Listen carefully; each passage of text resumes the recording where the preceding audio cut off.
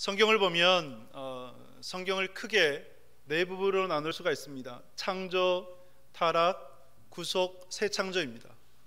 다시 말씀드리면 창조, 타락, 구속, 새 창조. 그래서 구속을 위해서 창세기 11장에 바빌탑 사건으로 흩어진 민족들을 구원하기 위해 하나님께서 한 사람을 부르셨습니다. 그 사람은 아브라함이었죠. 갈대아 우르에서 부르셔서 세 가지를 약속해 주셨습니다. 땅을 주겠다고, 많은 자손들을 주겠다고, 그리고 복의 근원이 되게 하겠노라. 이 세 가지 약속을 주셨죠. 그러면서 시간이 흘러서 10여 년 흘렀습니다.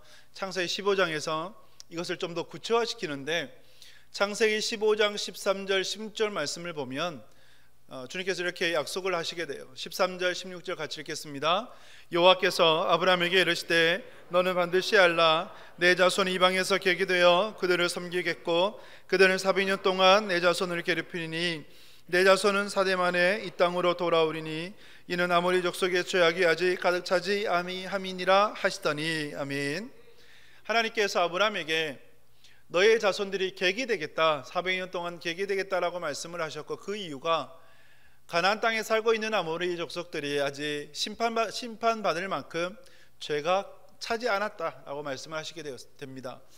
아브라함, 이삭, 야곱, 그리고 요셉, 야곱의 가족 70명이 요셉이 국무총리 있는 동안에 애굽의 고센에서 정착해 살게 됩니다.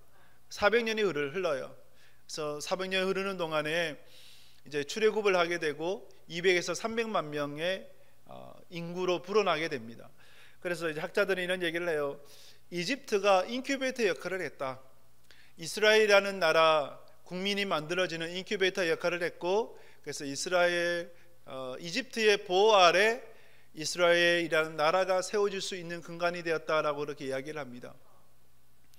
이렇게 아브라함에게 약속하셨던 가나안 땅과 그리고 자손과 복의 근원, 자손을 주셨죠. 200에서 300만 명이 되는 자손을 주셨고, 이제 복의 근원은 곧 말씀이었습니다. 그래서 신의 산에 이르러서 말씀, 율법을 주시게 되었고, 이제 한 가지만 남게 돼요. 땅만 이제 받으면 됩니다. 그래서 땅만 받으면 되는데, 신명기 말씀이 두 번째 율법이고, 2주에 말씀드렸던 것처럼 요단강 동편에서 모세가 선포했던 그 말씀, 가나안 땅을 바라보면서 선포했던 말씀이 바로 이 신명기가 되어져요. 가나안 땅에 이제 들어가면 됩니다. 하나님께서 허락하신 그 땅에 들어가면 돼요. 그래서 너희가 가나안 땅에 들어가면 이렇게 살아야 된다라고 주신 말씀이 신명기인데, 여러분이 신명기에서 말씀하는, 또 성경 전체에서 말씀하는 가나안 땅을 향해서 약속의 땅, 젖과 꿀이 흐르는 땅, 축복의 땅이라고 이야기를 합니다. 그렇죠? 약속의 땅, 젖과 꿀이 흐르는 땅, 축복의 땅. 약속의 땅은 맞습니까? 틀립니까? 맞습니다. 하나님께서 아브라함에게 약속하셨던 그 땅을 주신 거죠. 수백 년에 걸쳐서 이르러서 이제 주신 거예요. 그리고 젖과 꿀이 흐르는 땅은 맞습니다. 목축을 하니까 이제 우유가 풍성하죠. 젖과 꿀이 흐르는 땅도 맞아요. 축복의 땅을 생각을 해볼 때, 여러분, 가나안 땅이 정말 축복의 땅인가? 이것은 좀 퀘스천 마크가 붙습니다. 왜냐하면 10절 11절 말씀에서 그것을 증거하고 있는데, 같이 한번 읽어볼까요? 10절 11절 말씀. 내가 들어가 차지하려 하는 땅은 내가 나온 애굽 땅과 같지 아니하니 거기에서는 너희가 파종한 후에 발로 물대기를 채소밭에 된 같이 하였거니와 너희가 건너가서 차지할 땅은 산과 골짜기가 있어서 하늘에서 내리는 비를 흡수하는 땅이요. 아멘.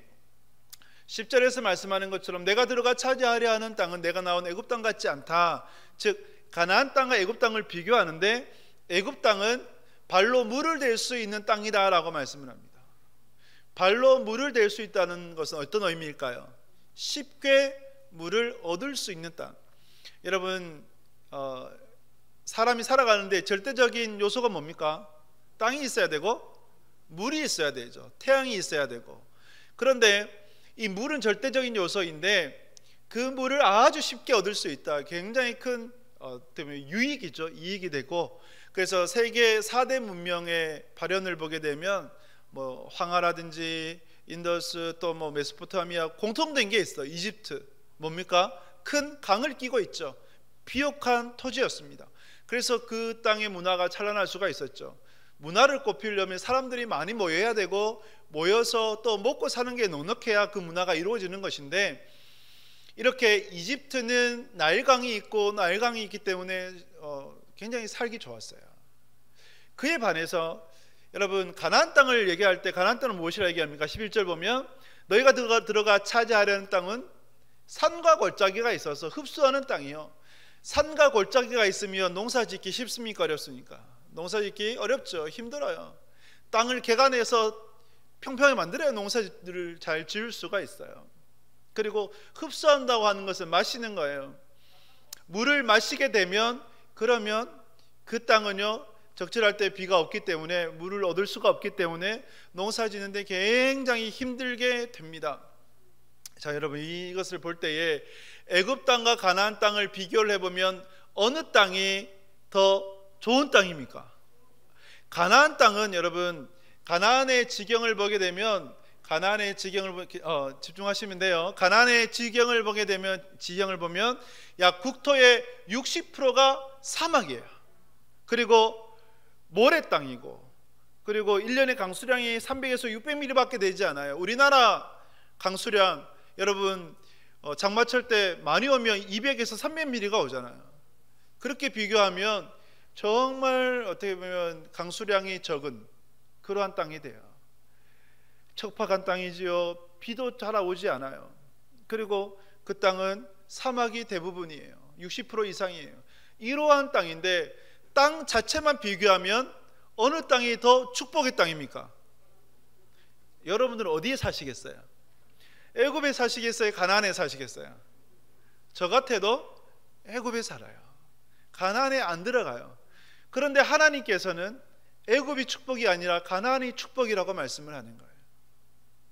송나라 때에 전족 문화가 있었습니다. 전족이 뭐냐면 발의 크기에 따른 어떤 사람의 차별을 두는 문화였는데, 그래서 한번 사진 한번 보여주시면, 여러분, 발이 90mm, 90mm, 일부에 볼 때 90cm라고 해서 정정을 합니다.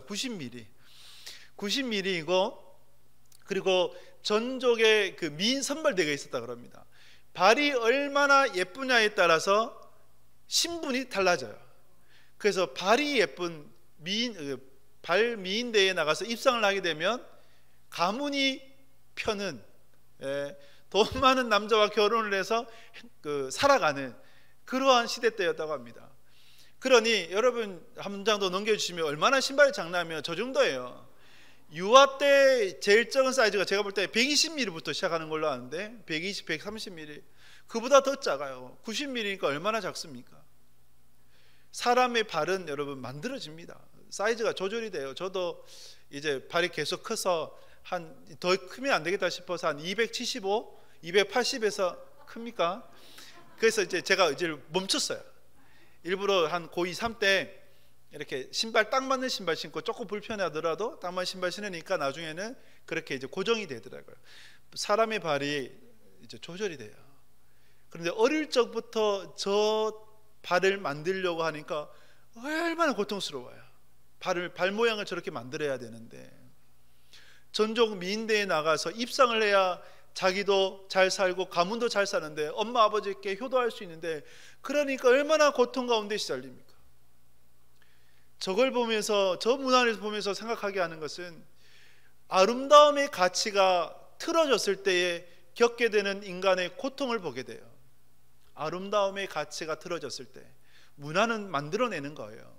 만약에 앞선 사람들이, 귀족들이 저렇게 추구하고, 또 지식인들, 그 당대의 시인들이 예를 들면 시로 찬양을 해요. 그러면 그 나라의 문화가 되어버려요. 우리나라의 현재 문화는 누가 만듭니까? 주로 연예인들이나 아니면 공인들이 만들어내죠. 저는 여러분들이 의리남이 됐으면 좋겠어요. 의리남 뭔지 아십니까? 의로운 문화를 리더해가는 남자, 여자, 사람, 멋있지 않습니까? 호응이 없으신데, 그래서 이런 문화를 만들어내는 사람, 하나님의 공의로움으로 문화를 만들어 나가는, 그러니까 문화에 이끌려서, 세속에 이끌려서 살아가는 자가 아니라 하나님의 문화를 만들어 나갈 수 있는 우리 교회가 될 수 있기를 축복합니다. 여러분, 아름다움에 대한 가치가 틀어지면 고통 가운데 있어요. 고통을 받게 돼요. 저 여인들이 얼마나 고통을 받았겠습니까? 그러면 우리도 마찬가지죠. 우리도 행복이라는 가치를 바르게 잡지 않으면, 축복이라는 가치를 바르게 잡지 않으면 우리는 여전히 고통, 혼란스러운 그 인생을 살아가게 되는 거죠. 애굽 땅을 바라보면서 우리는 축복이라고 생각을 해요. 내 은행에는 잔고가 차고 넘쳐나고, 내 자녀들은 잘 되어가고, 나는 건강하고 세상에서 부족함 없이 살아가는 인생이 우리는 축복이라고 생각해요. 그렇지 않습니까? 그런데 하나님은 그렇게 말씀하지 않는다는 거죠. 하나님이 바라보는 것과 우리가 바라보는 것이 다르면 우리는 누구에게 맞춰야겠습니까? 하나님께 맞춰 나가야 되죠. 그래서 여러분이 신명기를 바라보면서 가나안 땅을 향해 축복의 땅이라 말씀하시는 하나님 앞에서 우리는 우리의 바른 축복관을 가져야 되는 거예요. 바른 행복관을 가져야 되는 거예요. 자, 그러면 왜 하나님께서 애굽을 축복이라 얘기하지 않고 가나안 땅을 축복이라고 말씀하시는가? 가나안 땅을 축복의 땅이라 말씀하셔서 수백 년에 걸쳐서 가나안 땅으로 이끌어 가셨는가? 우리가 그것을 한번 생각해 보았으면 좋겠습니다. 그 이유를 오늘 본문에서는 두 가지로 말씀을 합니다. 첫 번째가 12절이에요. 우리 12절 말씀 같이 읽겠습니다. 내 하나님 여호와께서 돌봐주시는 땅이라 연초부터 연말까지 내 하나님 여호와의 눈이 항상 그 위에 있느니라. 아멘. 가나안 땅이 축복의 땅이 될 수 있는 이유는 첫 번째는 연초부터 연말까지 돌봐주시는 땅이기 때문에 그렇습니다. 새해의 가장 은혜스러운 말씀이 아닌가. 연초부터 연말까지 돌봐주시는, 그래서 그 눈이 항상 보고 계시는, 낮에도 밤에도 시편 121편에 말씀하는 것처럼 낮에도 밤에도 지켜주시고, 낮에는 구름기둥으로 밤에는 불기둥으로 지켜주시고, 졸지도 주무시도 않으시면서 늘 보호해 주시는 하나님을 말씀하시는 거죠. 여기서 돌봐주신다라고 할 때는 현재형이에요. 즉 어제도 오늘도 내일도 한결같이 돌봐주시는 하나님이 되십니다. 연초부터 연말까지 돌봐주시는 하나님의 은혜가 올 한 해 여러분들에게 있기를 주님의 이름으로 축복합니다. 두 번째가 14절 말씀에 보면 14절 말씀 같이 읽습니다. 여호와께서 너희의 땅에 이른 비 늦은 비를 적당한 때에 내리시리니 너희가 곡식과 포도주와 기름을 얻을 것이요. 아멘. 자, 보십시오. 이른 비와 늦은 비에 적당한 때에 내리는 은혜의 단비라고 말씀을 하세요. 나일강과 같은 옆에서 언제든지 물을 얻을 수 있는 그런 강은 없어요. 물론 갈릴리 호수는 있습니다. 그러나 그 인근에만 가능하고, 이스라엘의 영토의 60%가 사막이고 모래 땅이고 척박한 산과 골짜기가 이루어져서 비를 흡수해버린 땅이니 쉽게 물을 얻을 수가 없어요. 나일강과 같은 그러한 쉽게 물을 얻을 수 있는 곳은 없으나 어디에서요? 사방이 가로막혀 있으나 어디에서? 위에 하늘에서 열리면 되는 겁니다. 할렐루야. 하늘에서 비가 쏟아지면 되는 거예요. 이것이 은혜의 단비예요. 이른 비와 늦은 비의 은혜의 단비가 우리한테 내려진다면, 적당한 때에 그 은혜가 우리에게 허락이 된다면 우리는 풍성을 누리며 살아갈 수 있는 거예요. 12명의 정탐꾼이 가나안 땅을 40일 동안 정탐했을 때에 풍성한 과실을 갖고 왔죠. 어떻게 해서 그것을 갖고 올 수 있었습니까? 하나님께서 이른 비와 늦은 비의 은혜의 단비를 내려주시는 그것으로 해서 가져올 수가 있는 거죠. 오늘 말씀 보면 이른 비와 늦은 비를 내려줄 것이고, 그것을 인해서 너희가 배부르고 너희 자녀들뿐만 아니라 가축도 배부르게 될 것이다 라고 말씀하시는 거예요. 여러분들에게 이 은혜가 있기를 축복합니다. 이른 비 늦은 비 은혜 단비가 있기를 축복해요. 적당한 때입니다. 이른 비는 10월에서 11월 농사의 시작, 우리나라랑 반대예요. 10월에서 11월, 그리고 늦은 비는 추수 때 3, 4월경에 내리는 단비를 얘기합니다. 적당한 때예요. 이 적당한 때는 그 주관하신 분은 누구일까요? 여호와 하나님이 주관하시는 거죠. 광야 때의 만나를 생각해 보면 만나가 하늘에서 내려졌잖아요. 그런데 그 만나가 하루치만 또 내려져요. 이틀치 3일치, 우리는 좀 1년치 10년치 내려져서 곡식 창고에 두둑히 쌓아두고 염려 걱정 근심 없이 살면 너무 좋겠는데, 근데 하나님은 꼭 하루치만 내려주세요. 이틀치 욕심내서 거두면 어떻게 돼요? 썩었죠. 그것이 적당한 때에 내려지는 그 은혜예요. 우리는 무엇을 바라보며 살아라고 그렇게 말씀하는 겁니까? 하늘을 바라보며 살아라고. 옆에 바라보고 사람 바라보고 내 은행 잔고 바라보고 그렇게 사는 인생이 아니라 하나님 바라보고 살아고, 하나님 바라보면서 사는 인생이 되어라고 하늘의 문을 열어주시고 하늘에서 그 은혜의 단비를 부어주시는 거죠. 여러분, 하나님께서 왜 가나안 땅으로 인도하셨고 왜 가나안 땅을 축복의 땅이라 말씀하셨을까요? 지형적으로 보면 가나안 땅이 어떻게 보면 교통의 요지입니다. 유럽으로 아시아로 뻗어갈 수 있는 교통의 요지. 그래서 복음이 확장되어지는 것은 있어요. 그런데 오늘 말씀에서 무엇보다 강조하는 것은 가나안 땅이 축복은 아니에요. 그렇죠? 왜 가나안 땅이 축복의 땅이 되냐면 가나안 땅으로 이끄신 하나님께서 복을 주시기 때문입니다. 할렐루야. 가나안 땅 자체는 축복이 아니에요. 오히려 고난이고 힘듦이고 고통일 수 있어요. 그러나 가나안 땅으로 인도하셔서 우리를 축복해 주시고자, 복을 주시고자, 하나님이 연초부터 연말까지 함께해 주시고 이른 비와 늦은 비의 은혜 단비를 부어 주시기 때문에 그러기에 그것이 축복의 땅이 되는 거죠. 한 청년이 있었습니다. 그 청년이 20대에 자수성가를 했어요. 80년대 초반에 유명한 학원 강사였고 그 지역에 최고의 강사였다 그래요. 그래서 뭐 한 달 급여가 100만 원이 넘었다 그래요. 여러분 80년대에 100만 원이면 엄청난 돈 아닙니까? 그래서 정말 그 주체할 수 없이 많은 돈을 벌었다고 합니다. 자수성가했으니까 얼마나 자기의 의로 살았겠습니까? 하나님의 은혜로 살아간다 이렇게 말하는 사람을 굉장히 싫어했습니다. 어떻게 하나님 은혜로 살아가? 내 힘으로 내 의지로 내가 노력해서 사는 거지 라고 하는 그 마음으로 살았어요. 모태신앙이었고 가족 다 뭐 예수님 믿고 그렇게 신앙생활하는 가정이었지만 그러나 예수님 믿는 가정에서 태어난 그 자체를 굉장히 싫어했습니다. 족쇄처럼 느껴졌어요. 마음 놓고 좀 죄를 짓고 편하게 인생의 쾌락을 즐기면서 살고 싶은데 그렇게 살지 못하는 거예요. 그 청년의 마음 가운데는 죽으면 모든 것이 끝이다.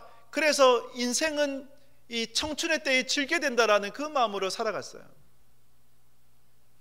그런데 군대를 들어가고 군입대를 한 후에 예기치 않게 사고가 났고 하반신 마비가 되어버렸어요. 하반신 마비가 되니까 누구 하나 도움을 요청을 할 때도 없고 누구 하나 도와준 이도 없고 그래서 이 청년이 할 수 있었던 거 지푸라기라도 잡는 심정으로 기도했다고 합니다. 그렇게 부인하고 외면하고 하나님의 은혜라고 하는 것을 외식으로 가식으로 느꼈던 그 청년이었는데 하나님 앞에 기도하기 시작했어요. 하나님 제발 은혜 주십시오. 기도했어요. 하나님께서 그 청년에게 은혜를 베풀어 주셨고 기적적으로 하반신 마비가 치료가 되어져서 건강하게 제대할 수 있었다고 합니다. 그리고 그 청년에게 주님께서 또 은혜 주셔서 목회자가 되어서 지금은 목회자로서 살아가고 있습니다. 이 간증은 제가 이전에 섬겼던 교회 목사님의 간증입니다. 여러분 그 청년에게 있어서의 축복의 땅이 어디입니까? 청년의 때에 20대 때에 그렇게 돈을 많이 벌었던 세상에 남부러울 것이 없이 모든 것을 가졌던 그때가 축복의 땅일까요? 아니면 족쇄처럼 느껴졌지만 믿음의 가정에서 태어나 성장했다는 그것이 축복의 땅일까요? 자신을 위해서 기도하는 어머니가 있다는 것이 축복의 땅, 그리고 하나님을 찾는 이 하반신 마미가 되어져서 하나님을 찾는 그 모습, 여러분 무엇이 축복의 땅입니까? 오히려 후자 아닙니까? 족쇄처럼 느껴졌지만 그러나 믿음의 가정에서 자랐다는 것이 그것이 축복의 땅인 거예요. 그리고 자기를 위해서 기도해주는 어머니가 있다는 것이 축복의 땅이고, 그리고 자기를 위해서 잔소리라도 예수님 잘 믿어야 된다, 예수님 잘 믿어야 된다라고 말씀해 주시는 그런 부모님이 계시다는 것이 축복인 것이고, 군대에서 다쳐서 하반신 마비가 되어버린 것이 오히려 축복인 거예요. 하나님을 붙잡고 하나님을 찾는 인생이 복된 것 아니겠습니까? 그래서 우리에게 있어서 여러분 무엇이 축복인가, 이것이 바르게 조정되어져야 돼요. 우리는 늘 생각합니다. 애굽이 축복이라고 생각을 해요. 그래서 쉽게 살아갈 수 있는 환경, 내 힘으로 내 능력으로 살아갈 수 있는 환경, 그것이 복되다 생각해요. 그래서 그것을 추구해요. 그러나 여러분, 그렇게 살아가면 그 송나라 전족의 문화처럼 안타까운 인생밖에 되지 않아요. 주님께서 늘 우리에게 말씀하십니다. 가나안 땅으로 이끌어간 이유가 하나님만을 의지하고 하나님만을 붙잡기 위해서 내가 이끌어 놓으라고 주님께서 말씀하시는 거예요. 우리의 진정한 축복은 부족하지만, 힘들지만, 어려움이 있지만, 그러나 하나님을 붙잡고 하나님을 의지하고 그 하나님의 은혜 안에서 살아가는 인생이 복된 인생인 줄 믿습니다. 이것이 가나안 영성이에요. 어떻게 보면 근근히 살아가는 영성이라고 할 수가 있어요. 부족함 가운데 하나님의 은혜로 살아가는 인생, 그래서 하나님을 붙잡을 수밖에 없는 인생, 그것이 가나안 영성이 되어집니다. 여러분, 그러면 이 가나안 영성을 위해서 주님께서 우리에게 주시는 명령이 있습니다. 그 명령이 뭡니까? 13절 말씀이에요. 우리 13절 말씀 같이 읽겠습니다. 내가 오늘 너희에게 명하는 내 명령은 너희가 만일 청정하고 너희 하나님 여호와를 사랑하여 마음을 다하고 뜻을 다하여 섬기면. 아멘. 저는 이것을 이렇게 바꾸어서 해석하고 싶습니다. 여호와를 사랑해라, 마음과 힘을 다하여 섬겨라, 이것으로 듣고 복종해라. 그러면 이른 비와 늦은 비에 은혜 단비를 너희에게 내려줄 것이고 적당한 때에 내리는 은혜 단비 통해서 풍성함을 누리며 살아가게 될 것이다. 할렐루야. 여러분, 이 신앙의 근거하는 베이스는 뭐냐면 여호와를 사랑하는 거예요. 여러분들은 여호와 하나님을 얼마나 사랑하십니까? 우리가 아이들에게 자주 묻는 질문이 있죠. 얼마나 사랑해? 그리고 엄마 아빠 둘 중에 누가 더 좋아? 뭐 이렇게 질문하잖아요. 그때 아이들은 하늘만큼 땅만큼 자기의 손을 펴서 크게 이렇게 하는데, 여러분들은 얼마나 하나님을 사랑하십니까? 저는 이 사랑할 때에, 사랑을 생각할 때 연애를 생각을 합니다. 연애할 때를 보게 되면 사랑하는 이를 위해서 선물을 준비하는 거, 시간을 내고 또 그 선물을 마련하기 위해서 돈을 모으고 그리고 나의 정성을 쏟고, 이런 것이 하나도 힘들지 않아요. 왜요?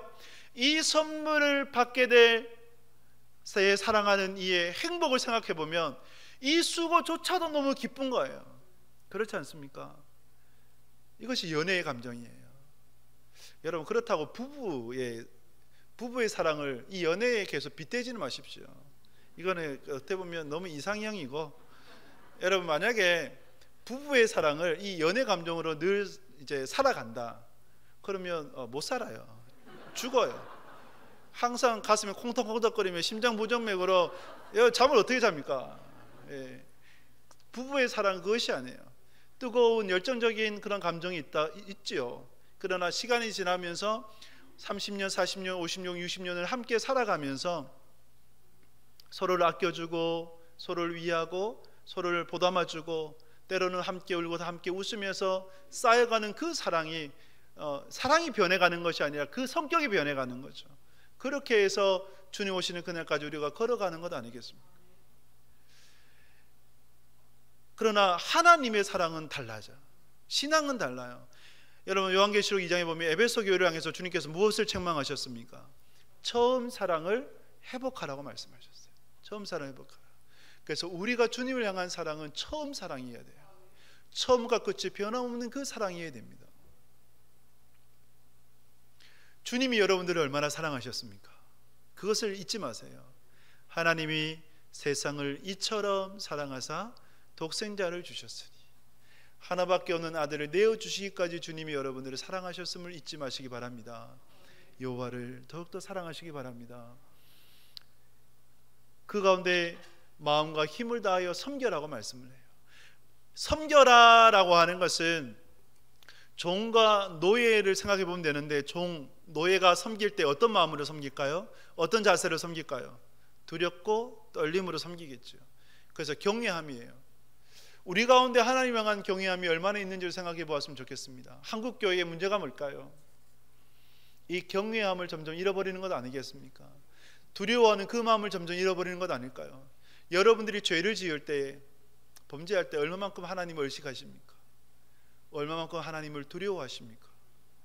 하나님은 신명기에서 끊임없이 말씀하는 건 상벌의 하나님이세요. 상을 주시기도 하시고 벌을 주시기도 하세요. 우리가 선행을 하면 상을 주셔서 그 선행을 격려하시는 것이고, 그리고 우리가 죄를 지으면 벌을 주셔서 그 죄를 억제케 하시는 분이 바로 여호와 하나님이세요. 상벌이 있다. 마치 동전의 양면처럼 앞면에는 상, 뒷면에는 벌이 있다. 복과 저주를 끊임없이 말씀하세요. 그래서 우리가 그것을 놓치면 안 돼요. 하나님을 두려워할 수 있어야 합니다. 이것을 통해서 우리는 듣고 복종해야 돼요. 그래서 듣고 복종해라, 청종이라는 단어의 의미가 여러분 faithfully obey라고 써요. 즉 충성스러운 복종이라고 쓰는 거예요. 충성이 뭡니까? 처음부터 끝까지 한결같은 그 모습. 양은 냄비처럼 팔팔 끓다가 식어버리는 그것이 아니라 뚝배기처럼 늘 한결같은 그 모습, 그것이 충성이거든요. 그러면 하나님 앞에 두렵고 떨림으로 나아갈 때, 사랑할 때 그 충성스러움으로 듣고 복종하는 것, 순종이 은혜입니다. 할렐루야. 순종이 은혜예요. 성령의 능력으로 순종할 수 있으니까 순종이 은혜가 되는 것이고, 우리가 순종할 때 하나님께서 상 주시고 하나님께서 복을 주시니까 그 순종이 은혜가 되는 거예요. 선택은 누가 하는 거예요? 내가 하는 거예요. 내가 하는 거예요. 여러분들이 올한해 살아가시는 동안에 순종으로 나갈 수 있기를 주님의 이름으로 축복합니다. 요한계시록 1장 3절에 이렇게 말씀해요. 이 예언의 말씀을 읽는 자와 듣는 자와 그것을 기록한 것을 지키는 자가 복이 있나니 라고 말씀을 해요. 같이 한번 읽어볼까요? 시작. 이 예언의 말씀을 읽는 자와 듣는 자와 그 가운데 기록한 것을 지키는 자가 복이 있나니 때가 가까움이라. 아멘. 때가 가까움이라. 주님의 때가 점점 가까워져요. 개인적인 때가 가까워지기도 하고 우주적인 때가 가까워지기도 해요. 말씀을 읽는 자가 복이 있고 듣는 자가 복이 있고, 그리고 그 가운데 지키는 자가 복이 있는 것입니다. 복된 여러분들 될 수 있기를 주님의 이름으로 축복합니다. 말씀을 맺습니다. 여러분, 진정한 축복이 뭘까요? 왜 하나님은 애굽 땅을 축복의 땅이라 말씀하지 않고 가나안 땅을 축복의 땅이라고 말씀하실까요?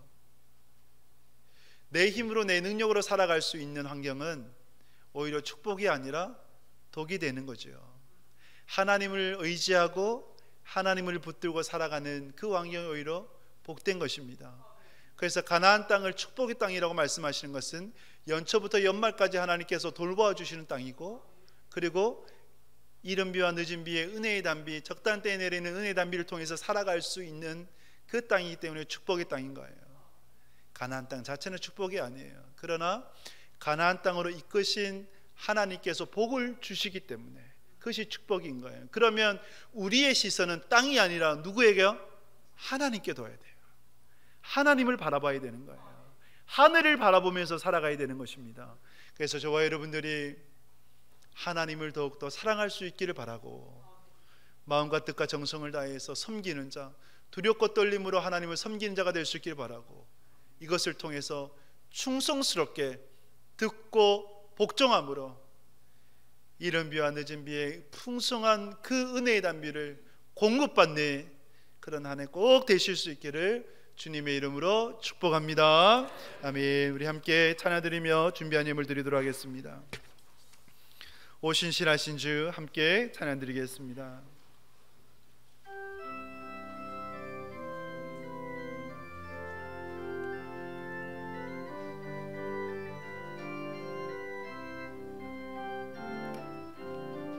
하나님 한 번도 나를 실망시킨 적 없으시고 언제나 공평과 은혜로 나를 지키셨네. 지나온 모든 세월들 돌아보아도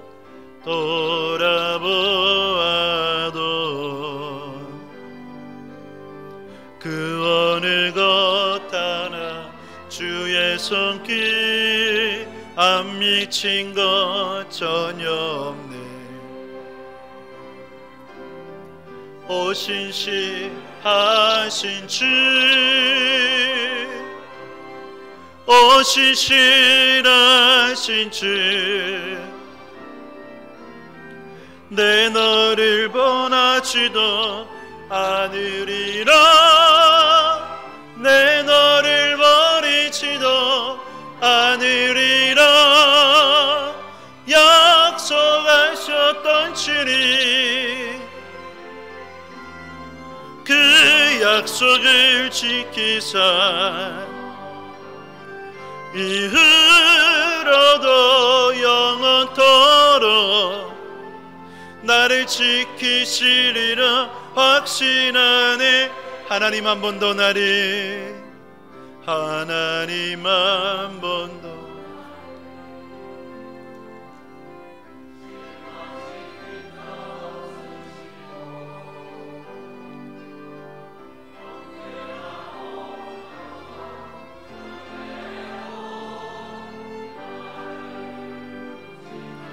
지나온 모든 세월들 지나온 모든 세월들 돌아보아도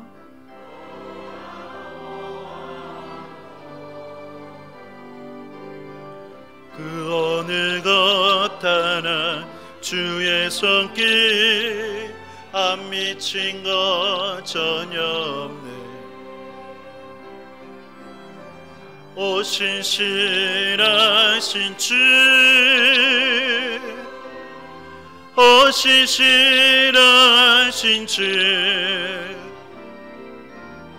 내 너를 떠나지도 않으리라 내 너를 버리지도 않으리라 약속하셨던 주님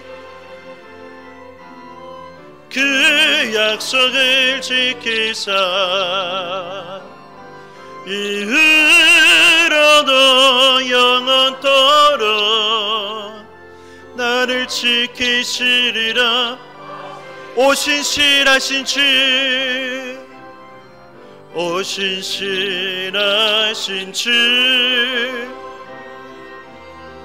오신 신하신 주 내 너를 떠나지도 않으리라 내 너를 버리지도 않으리라 약속하셨던 주님 그 약속을 지키사 이후로도 영원토록 나를 지키시리라 확신하네 이후로도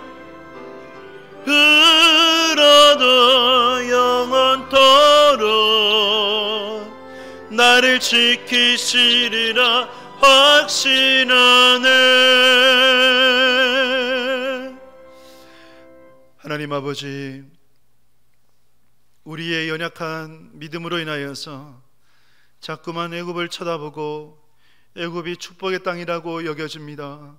우리의 잘못된 가치관을 바로잡아 주시고 가나안이 진정한 축복의 땅임을 믿고 나아가는 하나님의 삶들 되게 하여 주시옵소서.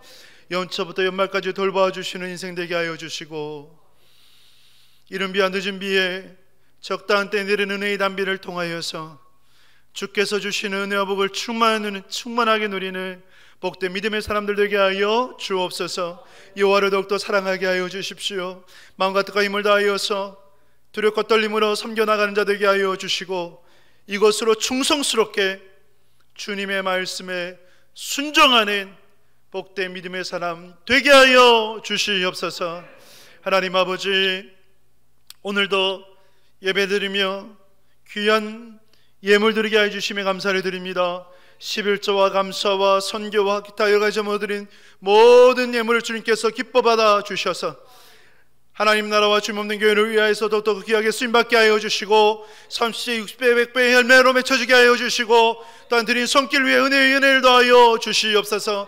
우리 울산동부교회 모든 성도님들 가정에 물질의 복을 더하여 주셔서 늘 일용할 양식을 허락하여 주시고 하나님의 나라를 위하여 하나님의 영광을 위하여 구하고 쓸 수 있는 믿음의 사람들 되게 하여 주옵소서.